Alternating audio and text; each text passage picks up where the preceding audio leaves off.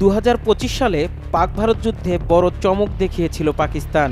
তুলনামূলক কম শক্তিশালী বিমান বাহিনী ও যুদ্ধ বিমান থাকা সত্ত্বেও তারা ভারতীয় একাধিক ফাইটার জেটকে ধরাশায়ী করে। ফ্রান্সের নির্মিত অত্যাধুনিক রাফায়েলের এমন পতনে হয়ে যায় পুরো বিশ্ব।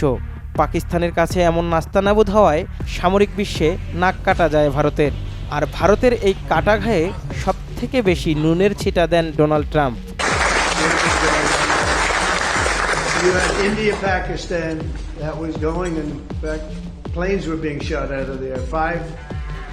Four or five, but I think 5 jets were shot down actually.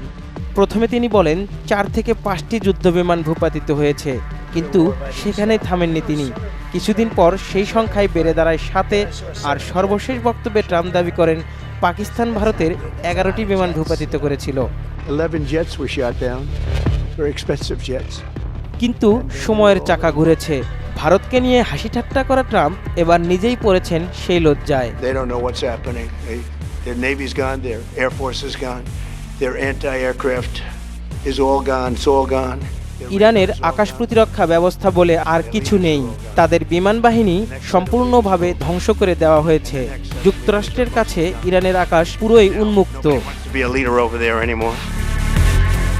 বিগত দিনগুলোতে এসব দম্ভক্তি ট্রাম্প ও তার যুদ্ধমন্ত্রী করেছেন একাধিকবার, কিন্তু হারিয়ে যাওয়া ইরানের বিমান বাহিনী কিভাবে যুক্তরাষ্ট্রের একাধিক যুদ্ধবিমান ভূপাতিত করেছে তার উত্তর জানা নেই তাদের। সবচেয়ে বড় প্রশ্ন, যে দেশের বিমান বাহিনী ধ্বংসই হয়ে গেছে বলে দাবি করা হচ্ছিল, সেই দেশে কিভাবে পাল্টা আঘাত করছে। ইরানের সঙ্গে চলমান যুদ্ধে বেশ চাপে পড়েছে যুক্তরাষ্ট্র।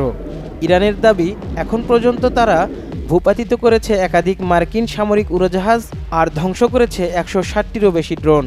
শুধু আকাশেই নয়, প্রতিনিয়ত আঘাত করা হচ্ছে মার্কিন ও ইসরায়েল সম্পৃক্ত স্থাপনাগুলোতেও। সাম্প্রতিক এক ঘটনায় 2টি মার্কিন সামরিক বিমান ভূপাতিত করে ইরান। এরপরেই সামনে আসে এক মায়ের আর্তনাদ। এক নিখোঁজ মার্কিন পাইলটের মা সামাজিক যোগাযোগ মাধ্যমে লিখেছেন, তিনি এখনও তার ছেলে বা তার ইউনিট থেকে কোনো খবর পাননি। তার মন এখন উদ্বেগে ভারাক্রান্ত। এই আবেগঘন বার্তার জবাবে পাকিস্তানে অবস্থিত ইরানি দূতাবাস এক পোস্টে লিখেছে, নিশ্চিত থাকুন, ইরানি হেফাজতে থাকার চেয়ে ডিজে ট্রাম্পের অধীনে আপনার ছেলেরা বেশি বিপদে আছে।